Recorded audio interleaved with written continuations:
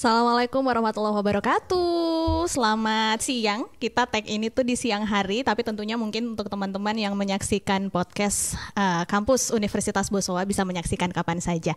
Mungkin sebelum kita masuk ke bincang-bincang untuk episode kali ini dengan tema menulis untuk bermakna selamanya, saya izin memperkenalkan diri dulu. Saya Ayu Kartika sebagai host podcast kita untuk episode kali ini. Nah, teman-teman semua yang sedang menyaksikan podcast ini, pada hari ini kita akan membahas mengenai satu hal yang sangat-sangat istimewa karena ini mungkin pertama kalinya kita bisa melihat sebuah karya yang ditulis oleh mahasiswa khusus untuk satu event. Untuk membahas ini tentunya saya tidak akan sendiri, kita sudah kehadiran tamu kita yaitu Bapak Zulkhair Burhan. Yeay. Sebagai Wakil Dekan 2 FISIP Unibos. Selamat siang Pak Bobi. Selamat siang. Yes, halo dulu mungkin. Halo semuanya. Saya Zulkhair Burhan, sehari-hari disapa Pak Bobi atau Kak Bobi. Itu lebih dikenal di Unibos. Oh iya ya, Kak Bobi. Ya, Kak Bobi boleh. Yes. Oke. Nah, mungkin untuk teman-teman yang penasaran, saya mau menampilkan sedikit ke sini ya. Ini adalah satu buku dengan judul yang sesuai dengan tema kita, yaitu Menulis untuk Bermakna Selamanya, yang disunting atau yang diedit oleh Bapak Zulkhair Burhan atau Pak Bobi. Saya manggil Kak Bob aja biar akrab ya, dan seperti biasa saya manggil Pak Bobi tuh Kak Bobi. Nah, Kak Bob, ini tuh sebenarnya apa sih proyek menulis ini tuh sebenarnya bermula dari mana? Boleh diceritakan mungkin Kak Bob? Jadi buku yang berjudul Menulis untuk Bermakna Selamanya ini adalah buku kumpulan tulisan yang ditulis oleh 17 mahasiswa FISIP Unibos. Mereka dari 3 prodi di FISIP Unibos. Nah, ke-17 mahasiswa ini adalah peserta program Outbound pertukaran mahasiswa merdeka batch 3. Jadi semester yang lalu. Seperti itu. Nah, saat mereka dinyatakan lolos, ada 17 orang itu. Saat itu kalau tidak salah FISIP yang terbanyak di Unibos di batch 3 yang batch 3 itu ya pesertanya. Nah, kebetulan beberapa waktu sebelumnya saya dipercayakan oleh fakultas menjadi koordinator program-program MBKM di FISIP seperti itu. Nah, saat itu saya berpikir karena sudah ada batch sebelumnya gitu, dan biasanya ketika pulang gitu dari pertukaran kayak tidak ada kesan seperti itu.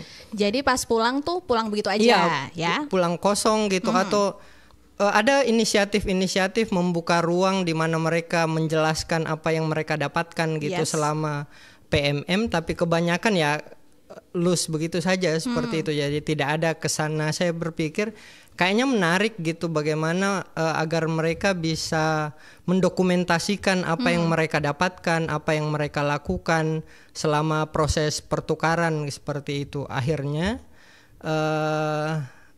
kami kemudian merancang sebuah workshop. Jadi ketika fakultas melepas gitu ke-17 peserta ini, sekaligus kami melaksanakan workshop sederhana, workshop penulisan seperti itu. Harapannya mereka mendapatkan model tulisannya nanti kira-kira seperti apa gitu. Jadi ada workshop 1 hari seperti itu, dan kemudian ada proses-proses yang dilakukan setelahnya seperti itu. Nah, artinya ini tuh terinspirasi dari kegiatan PMM. Ya, sebenarnya, betul. Kak Bob, jadi ini dari program pertukaran mahasiswa merdeka seperti itu. Jadi karenanya buku ini menurutku istimewa sekali gitu. Walaupun sederhana, 100-an halaman seperti itu, tapi mencatat banyak sekali pengalaman 17 mahasiswa yang bertukar mulai dari ujung barat ya, kalau di Aceh gitu, sampai di Jakarta. Ada yang di Jawa Timur, ada yang di Bandung seperti itu, dan pengalamannya berbeda-beda walaupun mereka di kota yang sama atau bahkan di kampus yang sama seperti itu. Oke, jadi ide awalnya adalah untuk mendokumentasikan perjalanan dari seluruh mahasiswa yang inbound ya bahasanya. Outbound ya, dalam program pertukaran mahasiswa Merdeka sebagai bagian dari kampus Merdeka. MBKM, betul. Nah, kalau gitu Kak Bob mungkin bisa diceritakan sedikit prosesnya tentang workshopnya itu sendiri. Maksud aku, apakah memang misalnya Kak Bob pada awalnya ketika sudah merancang, oke, akan bikin buku gitu kan, kemudian merancang secara teknis, harus ada workshopnya dulu, kemudian ada prosesnya. Sebenarnya bagaimana kemudian proses untuk membuat buku ini lahir gitu dari seorang Zulahir Burhan gitu. Jadi kita penasaran aja nih, kira-kira Kak Bob merancang ini tuh kemudian sampai akhirnya bikin workshop, kemudian ada tahapan-tahapan editing dan segala macam, itu seperti apa Kak Bob? Jadi sebenarnya prosesnya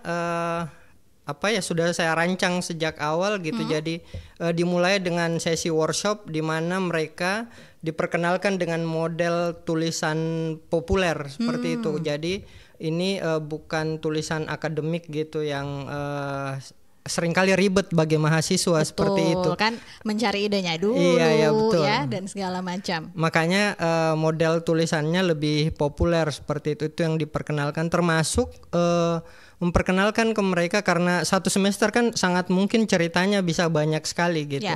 Jadi kemudian awalnya gagasan besarnya itu adalah teman-teman mendokumentasikan terkait proses belajar gitu. Jadi saya bayangkan kita akan mendapatkan 17 cerita gitu. Betul. Terkait proses belajar, pengalaman belajar seperti itu.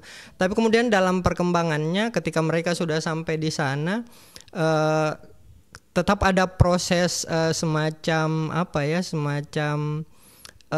proses pertemuan secara online yang mempertemukan saya dengan sebagai editor dengan teman-teman. Jadi ada sekitar 3 kali mereka mengirim draft pertama, draft kedua sampai draft terakhir. Nah kemudian idenya berkembang gitu, tidak hanya proses belajar tapi misalnya mereka cerita kan di PMM itu ada program yang mereka harus keluar kota seperti itu gitu, dan mayoritas menemukan pengalaman yang menarik dari situ seperti itu. Jadi kemudian saya membuka lebih lebar lagi gitu. Jadi kalau misalnya tidak bisa menceritakan tentang pengalaman belajarnya di dalam kelas seperti itu, bisa bercerita misalnya tentang pengalaman-pengalaman yang lain seperti itu. Jadi akhirnya kemudian spektrumnya jadi lebih luas gitu, tema-tema yang diangkat. Jadi bukan lagi tentang proses belajar, tapi bisa jadi pengalaman-pengalaman yang lebih personal. Ya, bisa personal gitu.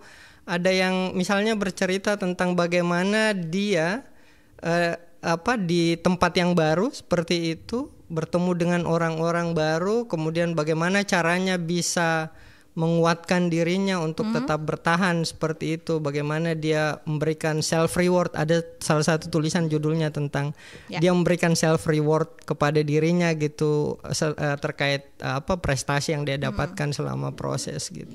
Berarti workshopnya itu Kak Bob berjalan online ya? Workshopnya masih offline. Waktu pas mereka dilepas secara resmi oleh fakultas, siangnya langsung workshop. Jadi memang sejak awal Kak Bob ini sudah punya pemikiran ini tuh harus terdokumentasikan.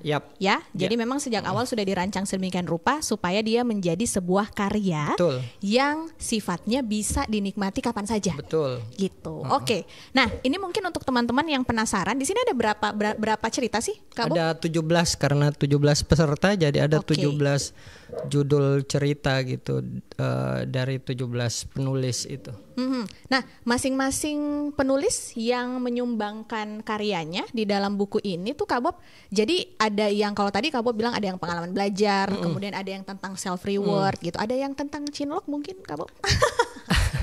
Sayangnya jadi justru sebenarnya jadi mungkin di dalam perjalanannya gitu, khususnya ketika mereka sudah mengumpulkan draft akhir gitu tulisannya, kemudian masuk proses editing gitu, ada tulisan-tulisan itu yang kemudian membuat saya harus kerja lebih keras gitu. Nah itu what's wrong dengan tulisan itu Kak Bob? Misalnya ternyata tidak semua anak-anak yang saya bayangkan kan mereka bakal nulis panjang sekali karena satu semester waktunya gitu tuh.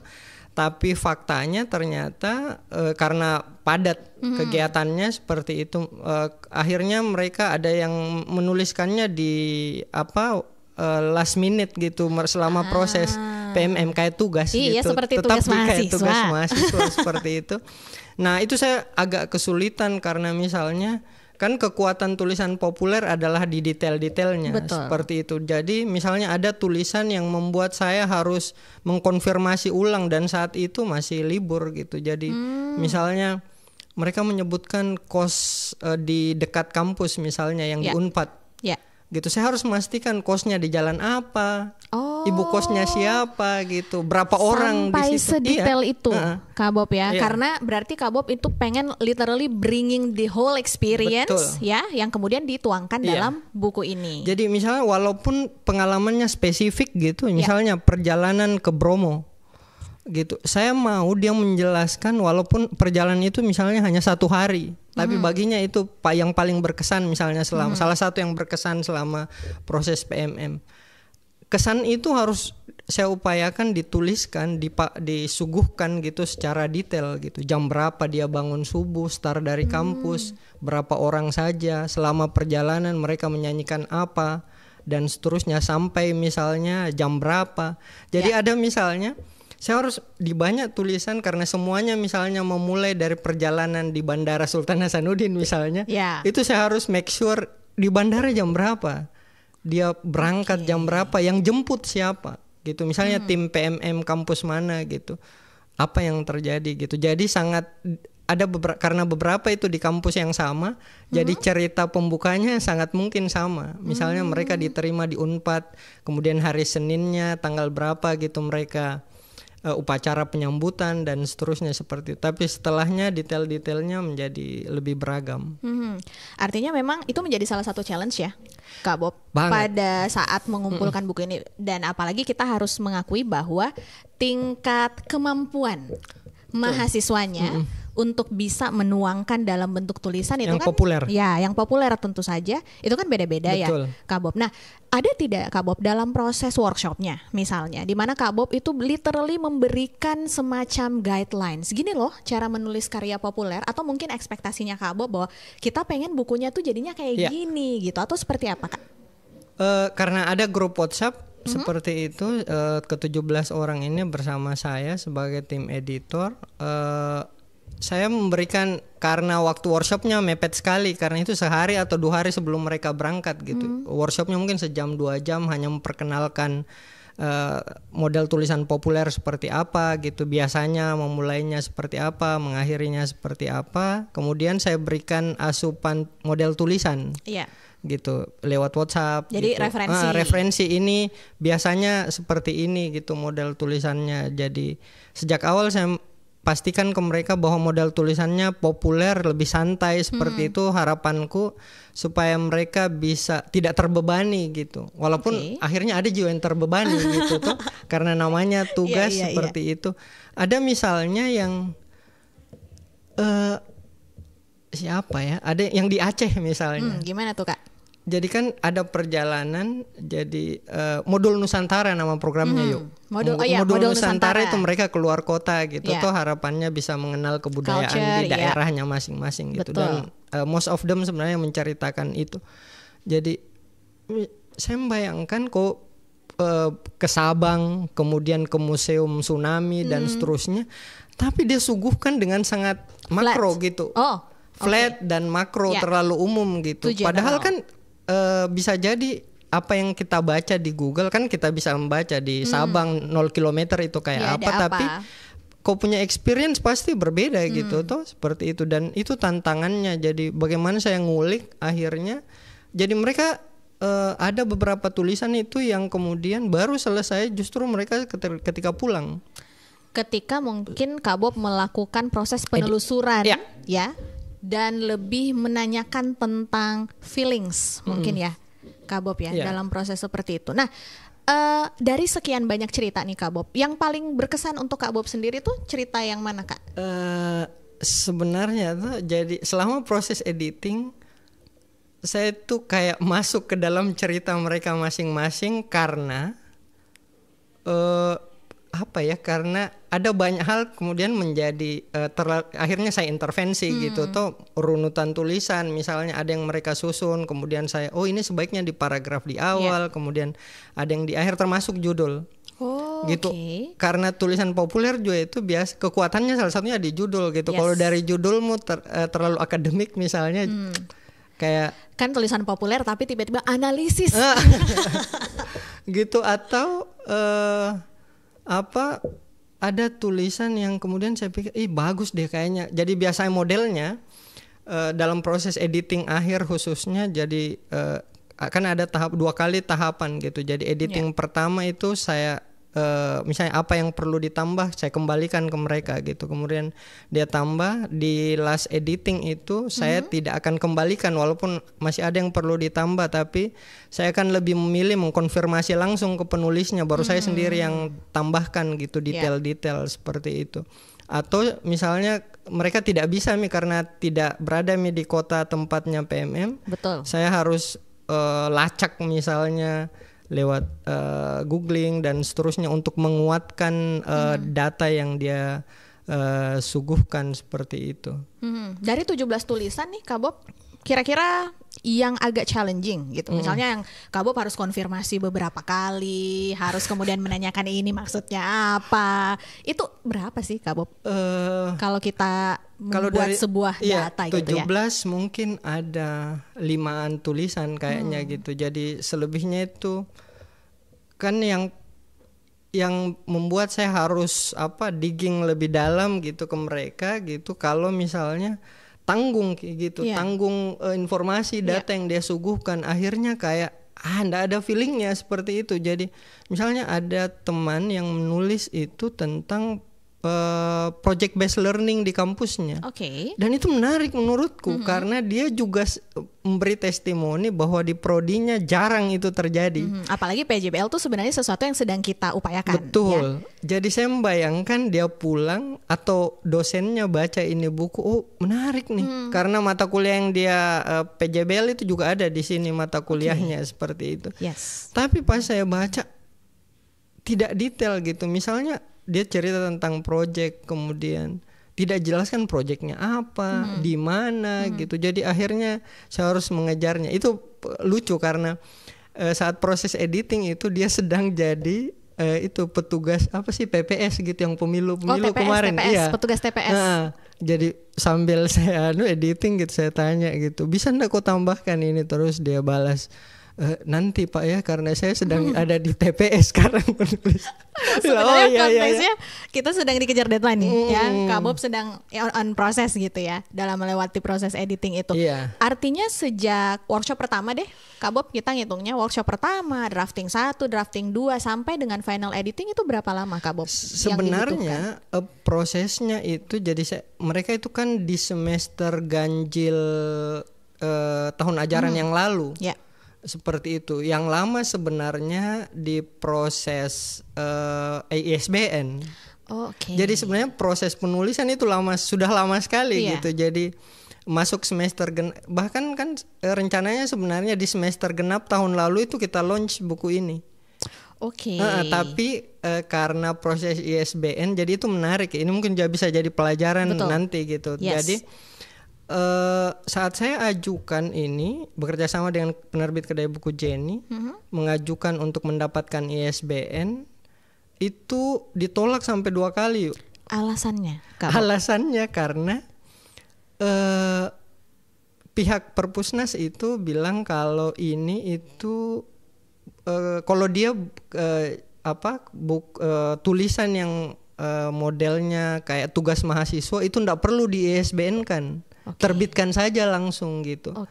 Tapi saya merasa ini perlu di ISBN. ISBN kan artinya didokumentasikan secara nasional. Seperti itu, tercatat gitu di dalam database Perpusnas seperti itu. Artinya dia bisa jadi referensi, bisa jadi literatur dan kuat gitu tuh. Seperti itu. Jadi saya merasa sayang saja ini kalau terbit dan kemudian tidak ber-ISBN gitu. Ya, karena kan jadinya dia tidak terdokumentasikan dan akhirnya susah untuk dilacak ya, Kak Bob. Jadi misalnya kalau orang pengen tahu kalau orang PMM tuh apa pengalamannya, akhirnya tidak punya semacam referensi yang terdokumentasikan dan bisa diakses secara nasional artinya. Akhirnya saya lihat kenapa ini? Kan setiap di ISBN itu dia kasih catatan.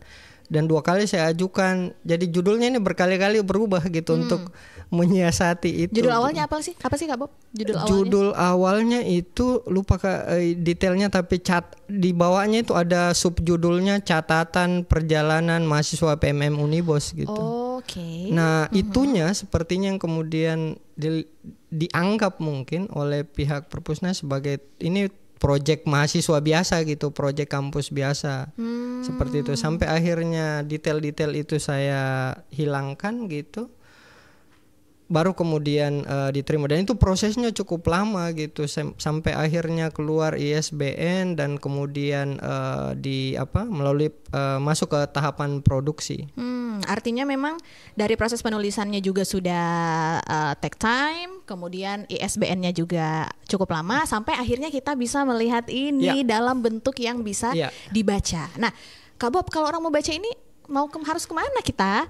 Apakah dijual secara nasional atau ada toko buku yang memasarkan atau seperti apa? Untuk sementara kami mencetak ini terbatas seperti itu, dan mungkin kedepannya file e-booknya akan bisa kita distribusikan lebih luas seperti itu. Tapi untuk sementara dia masih di lingkup Universitas Bosowa.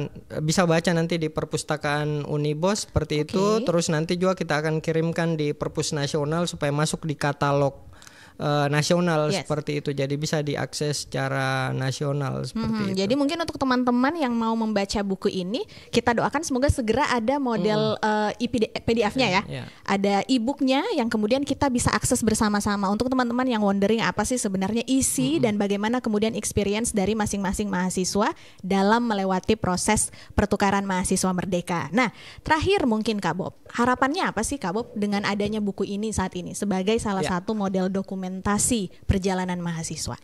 Oke, sebenarnya harapannya adalah jadi program-program MBKM itu kan niatannya atau substansinya adalah membuka ruang belajar alternatif gitu kepada mahasiswa gitu. Jadi mereka tidak lagi hanya di dalam kelas seperti itu, tapi diberi kesempatan untuk melakukan PMM, melakukan MSIB dan seterusnya. Tapi menurutku catatan kritisnya adalah seringkali tidak ada dokumentasi gitu terkait apa yang sudah mereka lakukan gitu. Kan kita berharap feedbacknya mungkin tidak melulu gitu mereka berprestasi apa gitu, tapi kita berharap ada feedback gitu, misalnya ke prodi masing-masing. Ini loh skill yang saya dapatkan dan seterusnya, ini cerita yang saya dapatkan, harapannya bisa berkontribusi balik ke kita gitu.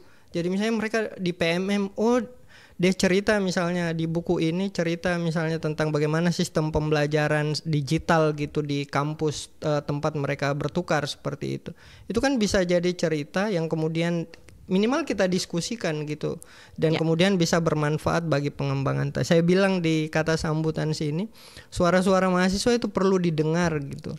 Seperti itu. Proses yang mereka lakukan selama 1 semester itu mesti kita notice gitu. Toh mediumnya tidak mesti buku gitu. Mediumnya bisa beragam. Kita bukakan ruang untuk mereka bercerita pengalamannya dan seterusnya. Prinsipnya itu, suara mahasiswa mesti didengar. Nah, suara mahasiswa mesti didengarkan. Artinya ini bukan hanya sekedar cerita ya, Kak Bob ya. Ini adalah serangkaian experience yang kemudian bisa menjadi referensi untuk siapapun yang penasaran mungkin ya, atau mungkin ingin melihat bagaimana feedback dari program-program yang kemudian masuk ke universitas kita. Oke, teman-teman, I think that's all untuk pertemuan kita hari ini. Kak Bob ngobrol-ngobrol tentang buku Menulis untuk Bermakna Selamanya.